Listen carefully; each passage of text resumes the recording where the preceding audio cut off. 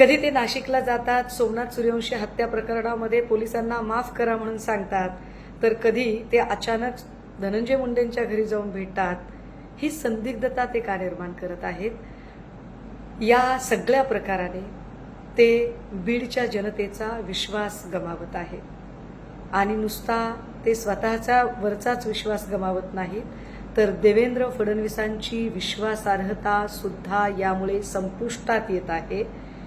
आत्ता आम्हाला असं वाटतंय की धस साहेबांनी जो सो कॉल्ड लढा उभा केला होता, तो लढा नसून फक्त आणि फक्त या निमित्ताने जो बीड जिल्हा संपूर्ण राष्ट्रवादीमय आहे, त्यात स्थानिक स्वराज्य संस्थांच्या निमित्ताने भाजपचा शिरकाव करण्यासाठी धस यांना मराठा नेता म्हणून एस्टॅब्लिश करणं आणि अगदी त्याच वेळेला देवेंद्र फडणवीसांची इमेज बाहुबली प्रस्थापित करणं, एवढंच त्यांना करायचं होतं.